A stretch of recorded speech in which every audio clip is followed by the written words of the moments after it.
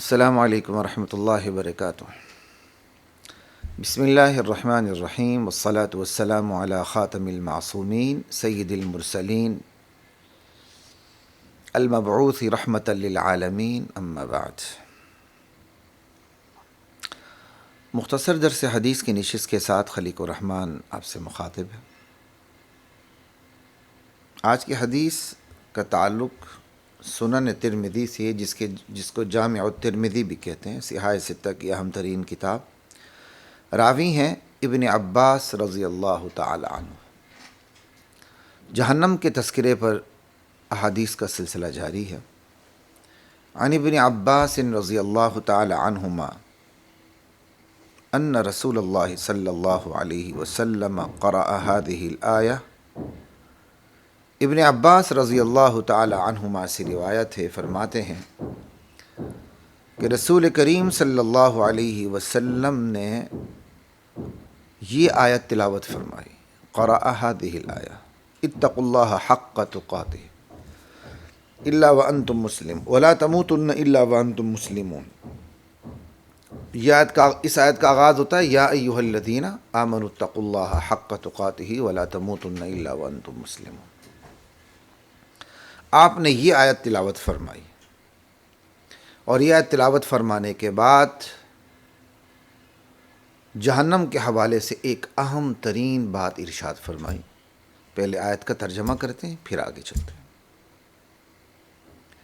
آیت کا ترجمہ یہ ہے، اگر ہم پوری آیت کا ترجمہ کریں، حدیث میں اتقوا اللہ سے شروع ہے، اور اسی غالباً تقریباً یہی مضمون ہے یا مکمل یہی مضمون ہے دوسری حدیث کے اندر، جس پہ غالباً ابن ماجہ میں بھی ہے، دیگر کتب میں بھی ہے۔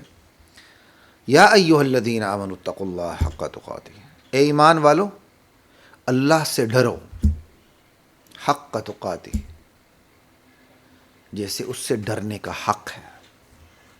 اللہ اکبر، اللہ سے ڈرو جس طرح اس سے ڈرنے کا حق ہے۔ اس پہ بھی ایک بات ذہن میں آ گئی تو میں پہلے وضاحت میں ہی آپ کو بتا دوں۔ لوگ کہتے ہیں جی مولوی اللہ سے ڈراتے رہتے ہیں۔ ملا خود سے کچھ بھی بات نہیں کرتا، جو خود سے کرتا ہے وہ غلط کرتا ہے۔ ابھی قرآن کریم کی آیت ہے اللہ سے ڈرو، ملا کیا کرے گا؟ ملا بیچارہ یہی کرے گا نا، وہ آپ کے سامنے رکھے گا اس کو، ورنہ وہ خود پکڑا جائے گا۔ آپ کی عقل گھاس چرنے گئی ہے کہ آپ سوچنے کی بجائے فوراً فتویٰ لگا دیتے ہیں کہ مولوی ڈراتا رہتا۔ اچھا کرتا ہے نا، آپ اپنے بچوں کو برے نتائج سے آگاہ کرتے نہیں رہتے؟ آپ اپنے بچوں کو اچھی چیزیں زیادہ دکھاتے ہیں یا بری چیزوں کے نتائج سے ڈراتے ہیں؟ آپ کو اپنی فکر کیا ہوتی ہے بچوں کے بارے میں؟ وہ نعمتوں میں پلیں یا بری چیزوں سے بچیں؟ اگر آپ ذہین والدین ہیں تو دونوں چیزیں ہوں گی، آپ کہیں گے نعمتوں میں پلیں بھی، بری چیزوں سے بچیں بھی۔ لیکن اگر تقابل کریں تو پھر آپ کی ذہانت کا تقاضا یہ ہوگا، آپ کہیں گے نعمتوں میں پلنا تو بعد میں، پہلے آپ بری چیزوں سے بچیں تب جا کے نعمتوں میں پلیں گے۔ تو پھر اللہ تعالیٰ کی حکمت، اس کا تدبر، اس کا علم، کوئی مقابلہ ہے اس کا؟ واللہ مجھے اور آپ کو جنت کی بشارت بعد میں دیتا ہے، جہنم کا خوف پہلے دلاتا ہے۔ پڑھیے یا ایھا المدثر قم فانذر، اے مدثر اٹھیے، اپنے قوم کو ڈرائیں۔ فانذر، یہاں تو بشارت کا ذکر ہی نہیں ہے۔ قم فانذر وربک فکبر، بشارت کا انکار نہیں ہے، لیکن تخویف، ڈرانا پہلے ہے، خوشخبری بعد میں ہے۔ اے ایمان والو اللہ سے ڈرو، اور ڈرنا بھی کیسا؟ جس طرح اسے ڈرنے کا حق ہے۔ اور اللہ سے ڈرنے اور مخلوق سے ڈرنے میں فرق ہے۔ بندہ جب مخلوق میں سے کسی سے ڈرتا ہے تو بدکتا ہے، اس سے دور بھاگتا ہے، چاہے وہ انسان ہو، چاہے وہ کوئی درندہ ہو۔ بندہ انسان سے خوف کھائے دور بھاگتا ہے، کسی درندے، شیر، کتے سے خوف کھائے دور بھاگتا ہے۔ لیکن اللہ سے ڈرنا یوں ڈرنا نہیں، ایسا ڈرنا نہیں ہے۔ جو اللہ سے ڈرتا ہے وہ اللہ سے دور نہیں بھاگتا، وہ اللہ کے قریب آ جاتا ہے۔ یہ ہے اللہ سے ڈرنے اور مخلوق سے ڈرنے میں فرق۔ ہائے کاش ہمیں اس چیز کا احساس ہو جائے۔ جو اللہ سے ڈرتا ہے وہ دوڑ کے اللہ کی پناہ میں آتا ہے۔ کیوں؟ چین، سکون، قرار، اطمینان اللہ کی پناہ گاہ میں ہے بس۔ جو اللہ سے ڈرتا ہے وہ اللہ کی بارگاہ میں سجدے میں گرتا ہے۔ جو اللہ سے ڈرتا ہے وہ اللہ کا قرب حاصل کرتا ہے، اللہ کی نزدیکی حاصل کرتا ہے۔ اللہ اللہ نہ کہا کرے، اللہ کہا کرے۔ اس کا صحیح تلفظ یہی ہے، اس کی صحیح پرونانسیشن یہی ہے، اللہ۔ اور ہر جگہ نہیں کہ اللہ موٹا ہے تو بسم اللہ۔ یہ بھی ہمارے ان پڑھوں کا ایک عجیب کھیل ہے۔ بھائی کچھ نہ کچھ ضروری تجوید آنی چاہیے، جس کے بغیر نماز بھی خراب ہو جاتی ہے۔ جب اللہ سے پہلے زیر آ جائے تو اللہ کا نام باریک پڑھا جاتا ہے، بسم اللہ۔ اللہ سے پہلے میم پر زیر آ گئی، اس لیے باریک پڑھا جائے گا، بسم اللہ، باللہ، للہ، فلہ۔ ہمیں اس چیز کو بھی پتہ نہیں ہے۔ چلیں اس سے ملتی جلتی چیز ایک اور بتا دیتا ہوں، کیونکہ بہت سے لوگوں کو شوق ہوتا ہے مسجد میں اقامت پڑھنے کا۔ قد قامت الصلاۃ، قد قامت الصلاۃ۔ خدا کا خوف کرو بھائی، یہ تا گول ہے جس کو تا مدورہ کہتے ہیں۔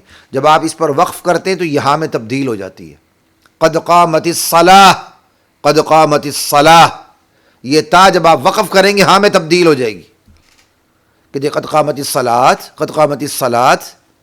اور ایک انگلش کا لفظ غلط ہو جائے تو پھپتیاں کہتے ہیں، جی دیکھو جی، اور صوفی کو مولوی کو اس کو انگلش ہی نہیں آتی۔ انا للہ و انا الیہ راجعون۔ بھائی ضروری تلفظ قرآن کا صحیح ہونا چاہیے۔ بسم اللہ، یہ کوئی بات کرنے کی ہے؟ بسم اللہ۔ ہاں، قل هو اللہ، ان اللہ، واللہ، اللہ۔ تو اللہ سے ڈرو جس طرح ڈرنے کا حق ہے۔ اللہ سے ڈرنے والا اللہ سے بدکتا نہیں ہے، اللہ سے فرار نہیں ہوتا، اللہ سے دور نہیں بھاگتا، بلکہ اللہ کے قریب آ جاتا ہے۔ مخلوق سے ڈرنے والا مخلوق سے بدکتا ہے، مخلوق سے فرار ہوتا ہے، مخلوق سے دور بھاگتا ہے۔ یہ ہے اللہ سے ڈرنے اور اللہ کی مخلوق سے ڈرنے میں فرق۔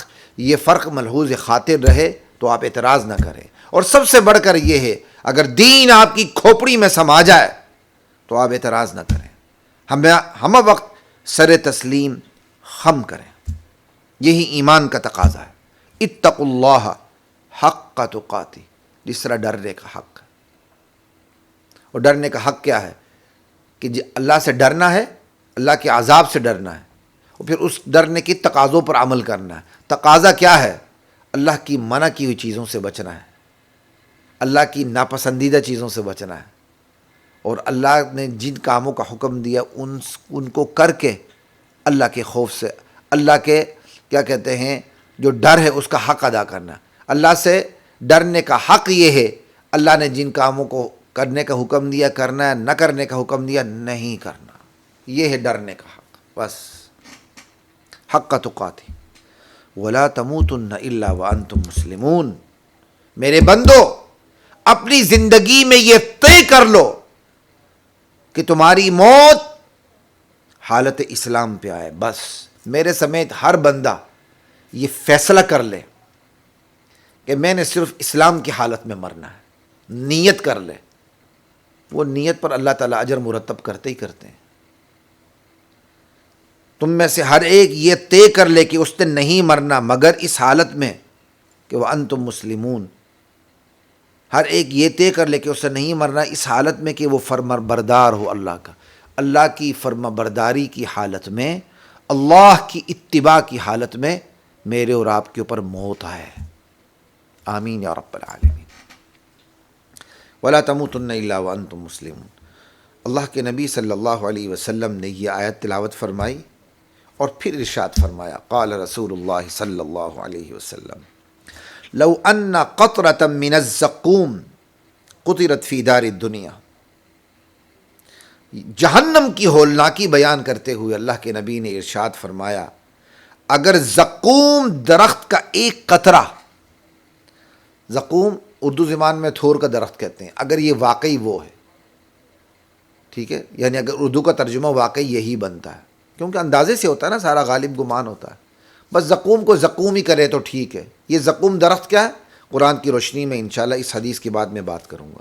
لو ان قطرۃ من الزقوم قطرت فی دار الدنیا، زقوم درخت کا اگر ایک قطرہ اس دار دنیا میں، اس دنیا کے گھر میں، دنیا پورا گھر ہو گیا نا، اس دنیا کے گھر میں ٹپکا دیا جائے، یعنی اگر زقوم کو نچوڑ کے اس کا صرف ایک قطرہ، وہ زقوم جو جہنم کا درخت ہے، اس کو دنیا میں ٹپکا دیا جائے تو وہ اس قدر زہریلا ہے کہ لَأَفْسَدَتْ عَلَىٰ أَهْلِ الْأَرْضِ مَعَائِشَهُمْ، تو اہل زمین پر ان کی سامان زندگی کو، ان کی معیشت کو برباد کر کے رکھ دے، زندگی کے سارے سامان کو برباد کر کے رکھ دے، فاسد کر کے رکھ دے، بگاڑ کے رکھ دے، صرف زقوم درخت کا ایک قطرہ، وہ جوس ہی ہوگا نا، اس جوس کا، زقوم درخت کو اگر آپ نچوڑیں تو جو جوس ہے اس کا ایک قطرہ اگر زمین پر ٹپکا دیا جائے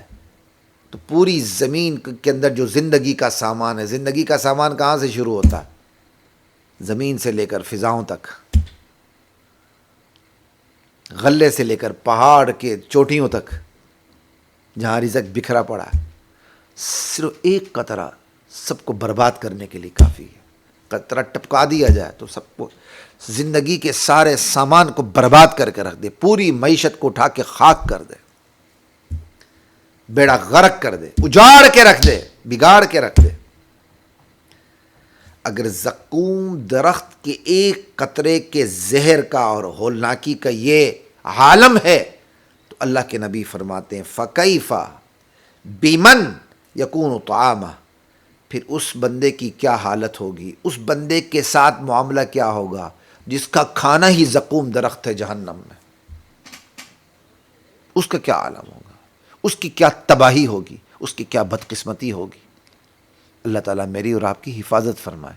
اب زقوم درخت کے متعلق میں آپ کو دو صورتوں کی آیات کی روشنی میں بات کر دیتا ہوں جو قرآن کریم میں موجود ہیں۔ ایک سورہ دخان میں ہے، جو آخری رکوع ہے سورہ دخان کا دوسرا رکوع، ان شجرۃ الزقوم طعام الاثیم، زقوم درخت یہ جہنم میں گناہگاروں کا کھاجا ہوگا،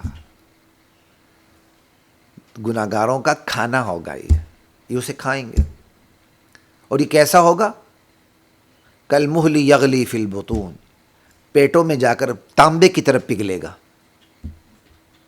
کالمہل، تانبے، اس کے مختلف تفاسیر ہیں، ایک تفسیر چونکہ مول سے مراد تانبا ہے، اسے میں نے یہی کر دیا، کالمہل یغلی فی البطون، پیٹوں میں تانبے کی طرف پگھلے گا، کغلی الحمیم، جیسے پکتا ہوا پانی پگھلتا ہے، کھولتا ہے، جوش مارتا ہوا پانی جس طرح کھولتا ہے اس طرح پیٹوں میں جا کر اس طرح کھولے گا۔ خذوہ فاعتلوہ الی سواء الجحیم، پکڑو اس کو اور رگیدو اس بے ایمان جہنمی کو، رکیدتے ہو اس کو جہنم کی بیچو بیچ لے جاؤ۔ ایک تو سورہ دخان میں اس کا یہ تذکرہ آ گیا، دوسرا سورہ صافات میں ہے، لمثل ھذا فلیعمل العاملون، ایسی عظیم ترین کامیابی کے لیے عمل کرنے والوں کو عمل کرنا چاہیے، یعنی جنت کے حصول کے لیے، ٹھیک ہے، جنت کے لیے۔ اب آگے فرماتے ہیں اللہ تعالیٰ اذالک خیر نزلا ام شجرۃ الزقوم، یہ جنت کی ضیافت ملنا، یہ جنت کا ملنا یہ بہتر ہے یا زقوم درخت کی ضیافت مہمانی بہتر ہے؟ اذالک خیر نزلا ام شجرۃ الزقوم، یہ جنت کی نعمتیں ملنا زیادہ بہتر ہے یا جہنم میں زقوم درخت کے ساتھ تمہاری مہمانی ہو، تمہاری میزبانی کی جائے، تمہاری کیا کہتے ہیں، تمہاری ضیافت کی جائے، ضیافت کا سامان کیا جائے درخت زقوم کے ساتھ، کیا یہ بہتر ہے؟ انا جعلناها فتنة للظالمین، ہم نے خود زقوم درخت کو ہی فتنہ بنا دیا، آزمائش بنا دیا ظالموں کے لیے۔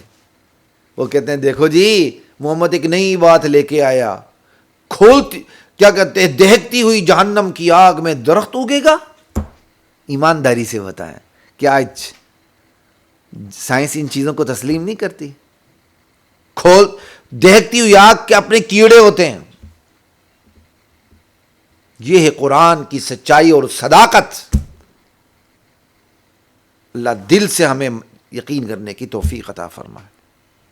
انہا شجرۃ تخرج فی اصل الجحیم. زقوم درخت کے بارے میں سورہ صافات میں قرآن کی آیات بتلاتی ہیں کہ یہ ایک درخت ہے جو جہنم کی تہ میں اگتا ہے, جہنم کی جڑوں میں اگتا ہے. فی اصل الجحیم. طلعھا, اس کے شگوفے, اس کے پھل اتنے بدنما ہیں کأنہ رؤوس الشیاطین, جیسے سانپوں کے پھن ہوتے ہیں. کوبرا سانپ کا پھن ہوتا ہے نا, پھن کسے کہتے ہیں؟ اب تو ہمیں اردو بھی نہیں آتی نا ساتھیوں کو. کیسا معاشرہ آ چکا ہے, اردو کا ترجمہ کرنے کے لیے انگلش کا سہارا لینا پڑتا ہے, اور اس زبان کا سہارا لینا پڑتا ہے جو خود بھی نہیں آتی, جو آقاؤں کی زبان ہے, جنہوں نے ہمارے باپ دادوں کو کھوتوں کی طرح استعمال کیا. پھن کہتے ہیں پھیلے ہوئے سر کو, سانپ کے پھیلے ہوئے سر کو, جیسے کوبرا سانپ کا پھیلا ہوا سر ہوتا ہے. کہا ان کے یہ اس زقوم درخت کے شگوفے پھل اتنے بدنما ہیں جیسے یہ سانپوں کے پھن ہیں. کأنہ رؤوس الشیاطین. اگر شیاطین کا ترجمہ شیاطین ہی کریں تو وہ بھی ٹھیک ہے. کأنہ رؤوس الشیاطین, جیسے یہ شیطانوں کے سر ہیں. تو بھائی شیطان کے سر تو کسی نے دیکھے نہیں, تو تشبیہ کا کیا مطلب ہو گیا؟